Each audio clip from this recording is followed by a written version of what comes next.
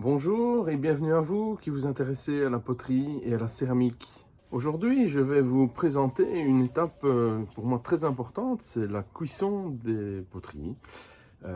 Et cette vidéo en fait fait suite à une vidéo que j'ai déjà postée, une vidéo générale que vous pouvez retrouver sur mon site web www.oliceram.be. Voici mon petit four à gaz. Il a un volume d'environ une bonne centaine de litres. Je l'ai chargé hier soir et voilà, nous allons ensemble réaliser la cuisson des pièces. Pour connaître la température dans mon four, j'utilise deux méthodes.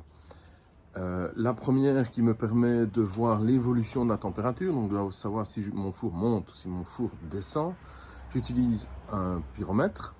Donc c'est une sonde de température qui mesure la température dans le four et qui me reporte ça sur un écran. L'autre manière de mesurer la température, ce sont des montres pyrométriques. Bon, elles ne donnent pas l'heure, hein, mais elles vont donner en fait l'état de la cuisson dans le four. Elles ne donnent pas vraiment la température qu'il fait, mais l'état de la cuisson. Alors, ces montres, quand elles sont fondues, voilà à quoi ça ressemble. Donc la première qui a fondu, c'est celle-ci, ensuite c'est celle-là, et puis celle-là. Elles ont chacune une température de fusion différente, donc un état de cuisson différent. Ces montres sont placées dans le four et si on regarde la porte, il y a un regard juste devant que je vais pouvoir ouvrir et regarder de temps en temps pour voir l'état de fusion de mes montres. Bon, assez discuté, on allume le four. Alors ici, je n'ai allumé qu'un brûleur. Le but, c'est de monter tout doucement pour éliminer l'eau qui se trouve dans les pièces et éviter de les casser. Il ne reste plus qu'à fermer la porte et laisser la température monter tout doucement.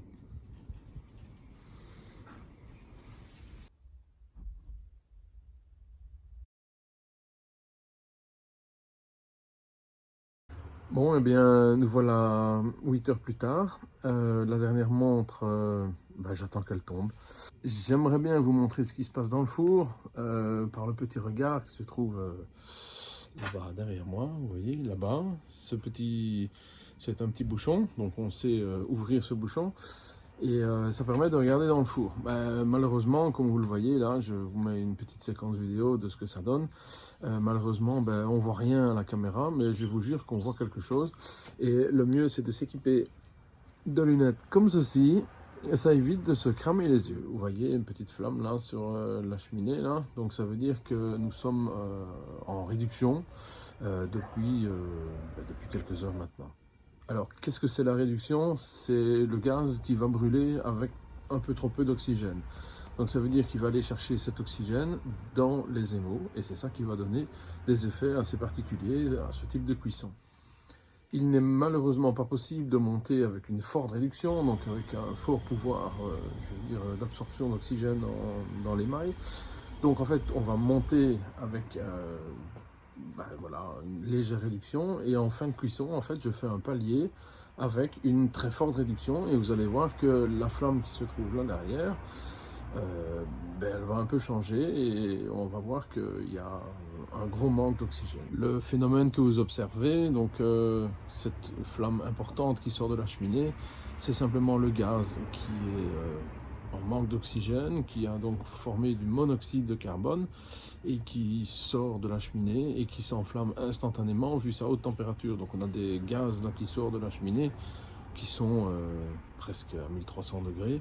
Donc au contact de l'air, ça reprend immédiatement l'oxygène dans l'air et ça se recombine pour faire une flamme. Nous y voilà. La cuisson est presque terminée, voilà, on est dans le dernier palier de la cuisson, on laisse stabiliser un petit peu, maturer l'émail. Étape suivante, fermer le gaz, fermer toutes les entrées d'air, fermer la cheminée, et voilà, un temps d'attente, le chrono est parti, jusqu'à ce que le four soit froid. Et voilà, si ça vous intéresse, dans la prochaine vidéo, on ouvrira la porte du four et on regardera ensemble ce qui se passe, si la cuisson est réussie ou pas réussie. Voilà, à très bientôt!